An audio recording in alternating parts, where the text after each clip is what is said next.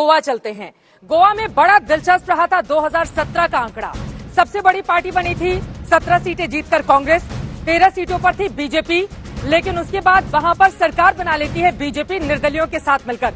शुभांकर हमारे साथ गोवा से मौजूद है और शुभांकर, बिल्कुल गोवा वाले स्टाइल में भी आप नजर आ रहे हैं, बिल्कुल अलग अंदाज आज आपका। देखिए चित्रा, आपने बताया था कि आपको गोवा आने का बहुत मन था और जब यहाँ पहुंची आप जी, तो आपको बता दें कि राज्य भले ही छोटा हो, लेकिन छोटे राज्य की खासियत ये होती है मैं तो पहली बार गोवा आ रही हूँ। तो आप और हम जब पहली बार गोवा में साथ हैं तो देशवासियों को बता दें कि राज्य भले छोटा है देश का, लेकिन यहाँ की सियासत बड़ी जबरदस्त है। अब आलम ये समझिए, 17 सीटों वाली कांग्रेस के पास आज केवल 2 विधायक बचे, तो यहाँ की जो राजनीति है वो कई मायनों में अलग है। देश की सबसे बड़ी पार्टी के नेता यहाँ पहुंचते हैं तो वो भी पहुंचते हैं, जिन्होंने बंगाल में रहा था, दिल्ली में रहा था, वो भी सारी कोशिश करते हैं। वोट परसेंटेज, वैसे माहौल पूरा है यहाँ पर, समंदर और आपको देख के नजर भी आ रहा होगा। बिल्कुल। तो देखिए, गोवा में मौजूद है आप, यहाँ बीच पर मौजूद है, समंदर का इलाका है, लेकिन किनारे पर कौन पहुंचेगा ये भी अपने आप में एक बहुत बड़ी बात है, क्योंकि 90% वोट सीएम की सीट पर पड़ा है।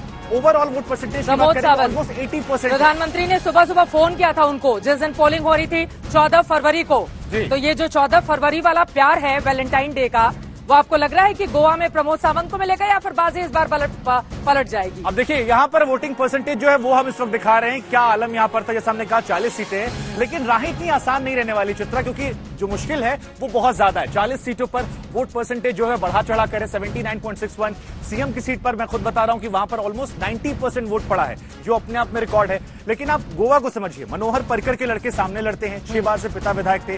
कांग्रेस युक्त भाजपा यहां पर है, 9 विधायकों के साथ जो डिप्टी सीएम की पत्नी पहुंची वो बगावत करके बैठी हैं।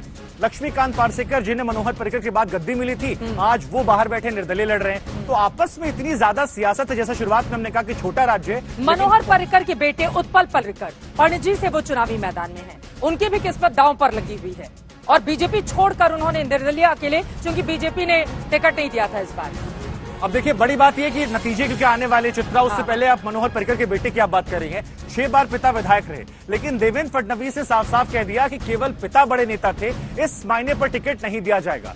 हालांकि आम आदमी पार्टी की बात कर ले, शिवसेना की बात कर ले, हर कोई कह रहा है कि इन्हें वोट देना चाहिए, लेकिन वहां पर लड़ कौन रहा है? जो कांग्रेस से आए थे, तो वो कह रहे हैं कि देखिए अवसरवादी राजनीति को बढ़ा दिया, मेरे पिता की विरासत थी, आपने उस पर डेंट मारा है। तो कुल मिलाकर बीजेपी की लड़ाई कांग्रेस से ज्यादा बीजेपी के साथ। लेकिन ऐसा क्या है शुभांकर, हमारे दर्शकों को बताइए। इतने बढ़ चढ़कर यूपी में देखा जाए वोट प्रतिशत कम है, पंजाब में वोट प्रतिशत कम है, उत्तराखंड में पिछले बार की तरह, लेकिन गोवा में बहुत बड़ी आबादी वोटिंग करने के लिए जाती है, तकरीबन 80% के आसपास। गोवा में ऐसा क्या है कि वोटर्स को वो पोलिंग बूथ तक लेकर खींच कर लेकर आता है? देखिए, एक तो सब छोटा राज्य, बहुत छोटा राज्य, केवल 2 जिले पड़ते हैं। फिर आपने मेरी वेशभूषा देख के समझ लिया होगा, लोग काफी चिल्ड रहते हैं वहां पर।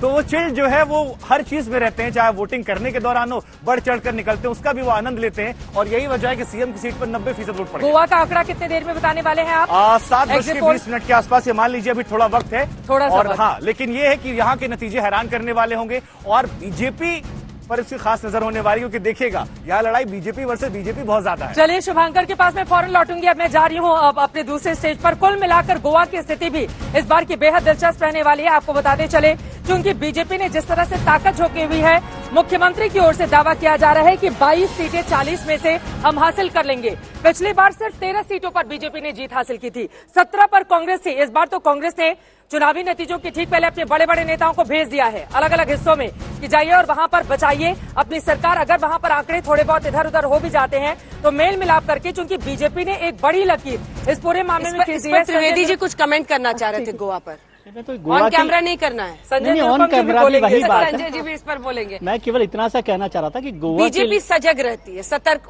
रहती है। मैं ये कह रहा हूँ कि बीजेपी गोवा के चुनाव नतीजों के लिए प्रदीप जी का इंतजार मत कीजिए, जो भी नतीजे आए उसके बाद इंतजार कीजिए कि किसकी सरकार बनेगी।